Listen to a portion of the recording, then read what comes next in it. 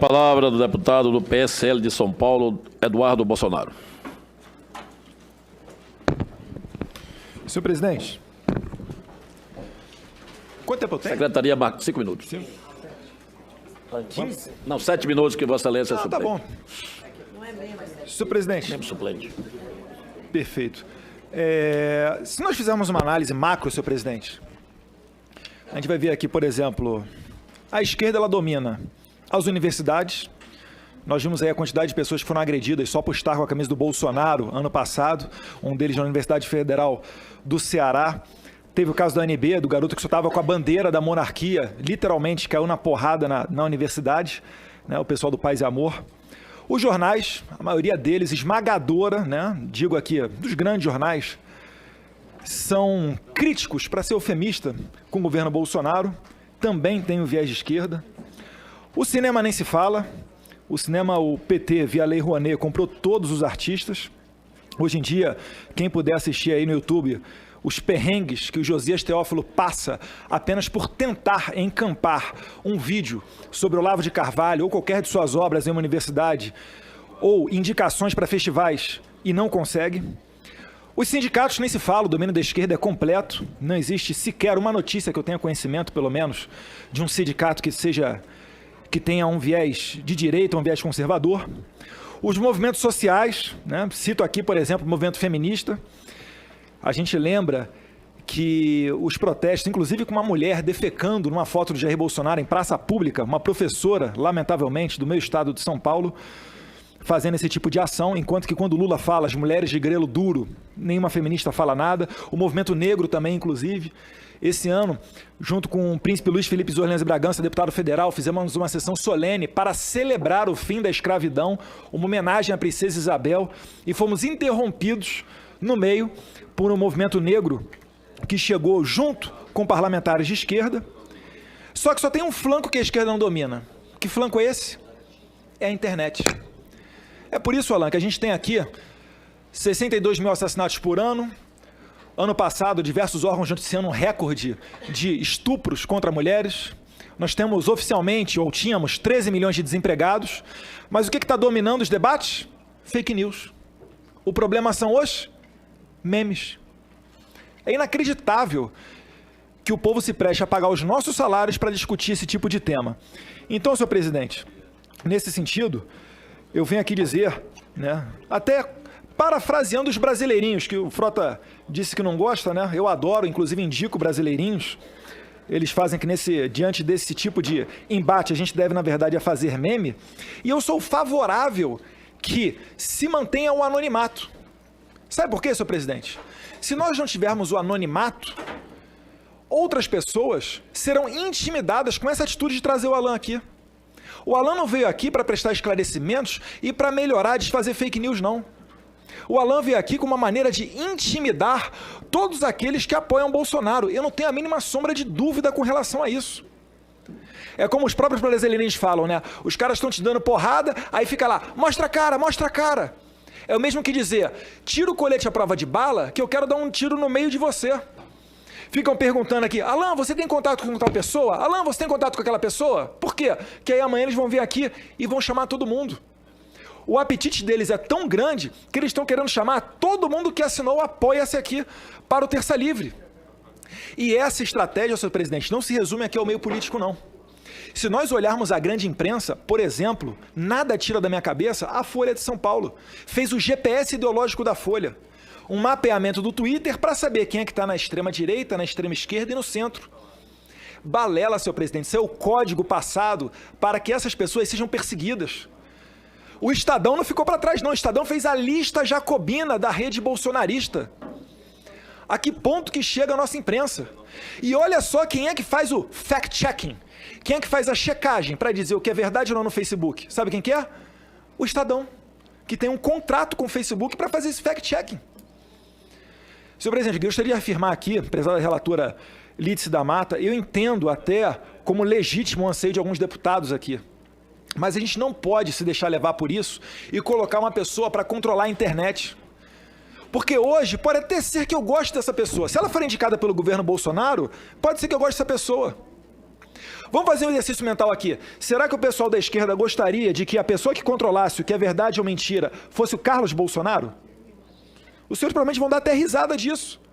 E natural. Assim como eu não vou querer uma pessoa, qualquer que seja ela, do PT, para fazer esse tipo de controle.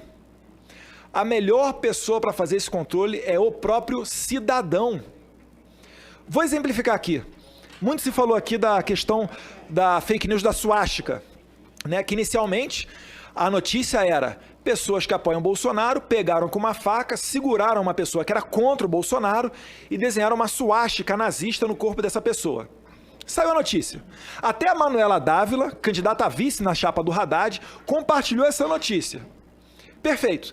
Depois veio uma perícia da Polícia Civil identificando que aquilo dali era mentira, que foi a própria pessoa que se fez aqueles cortes.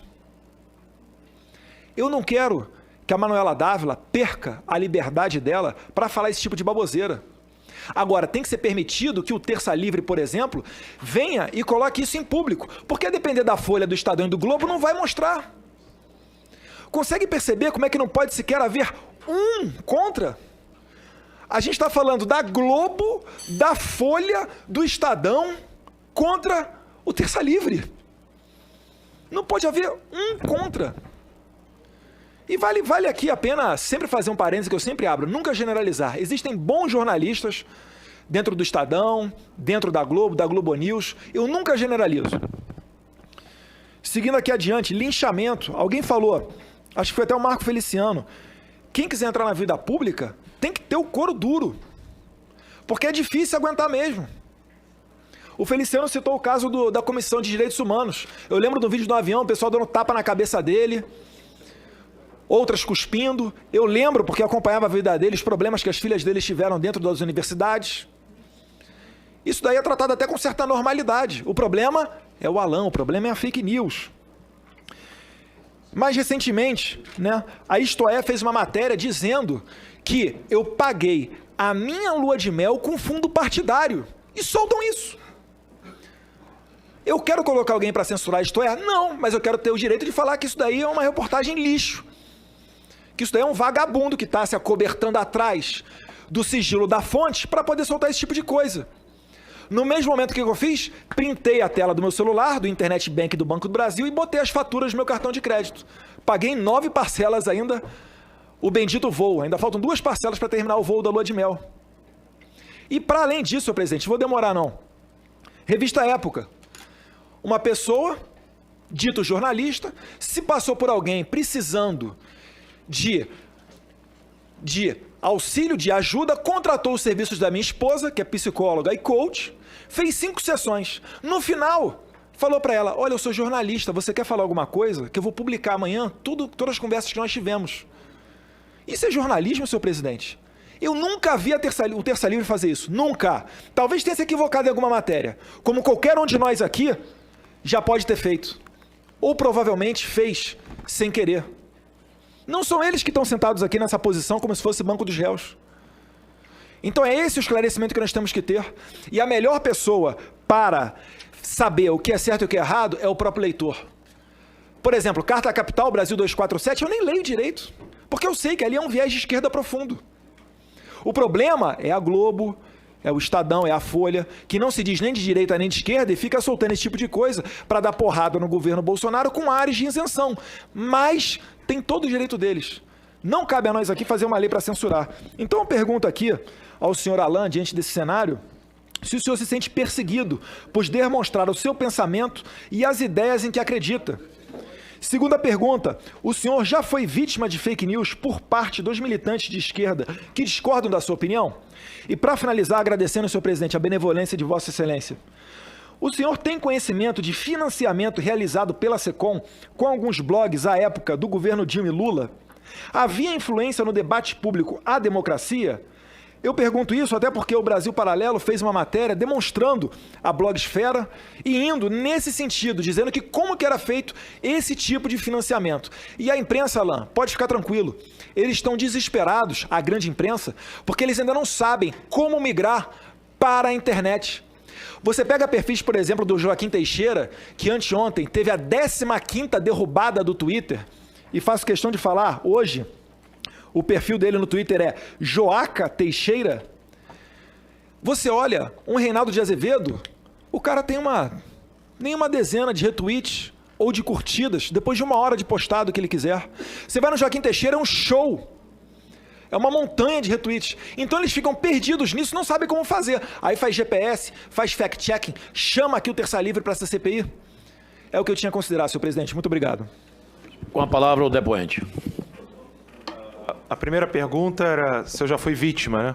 Então, eu mostrei aqui a matéria do Lauro Jardim, né? Que era uma mentira. E tem tantas outras, né? Como a própria matéria do Estadão dizendo que eu estou divulgando fake news, quando eu tenho uma transcrição e tradução do juramentado, ou seja, fé pública, e o Estadão, ele tem nada mais, nada menos do que uma opinião subjetiva. Entre uma opinião subjetiva e fé pública, eu fico com a fé pública. A segunda pergunta... Se o senhor já foi vítima de fake news por parte de militantes de esquerda que discordam da sua opinião? Sim, inclusive militantes. Verdade, te perguntar aqui, que não tinha notado. Conta pra gente um pouquinho daquela história. Tinha uma fake news falando que eu pagava o aluguel da sua casa. Sim, exatamente. Poderia Isso comentar que eu um pouco mais sobre isso, por favor? Mencionar isso aqui agora. Eu tenho aqui o comprovante do pagamento do aluguel da minha casa feito com o meu dinheiro, dinheiro que eu faço vendendo os meus cursos no cursos.tercalivre.com.br e a nossa revistatercalivre.com.br. Tudo que eu faço com a minha empresa, eu pago com a minha conta. E parlamentares, jornalistas, músicos, artistas falaram que eu tinha, né, a minha casa sendo paga por você, né, a coisa mais bizarra do Isso foi mundo. motivo até de piada na minha casa, senhor presidente. A minha esposa chegou em casa me cobrando. Que negócio é esse? Tá pagando o aluguel dos outros e aqui em casa aqui tava faltando. E eu fui... Estou sendo interrompido, senhor presidente. Posso? Obrigado. Então eu fui vítima dessas mentiras, né?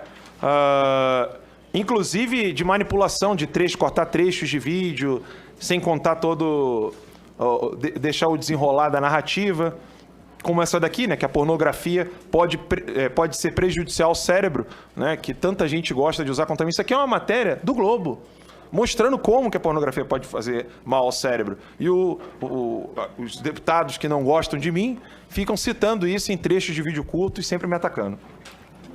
Para concluir, depende. Ok? Então, anuncio a palavra. Sim, me sinto perseguido, sim, sem dúvida. Deputado... Não,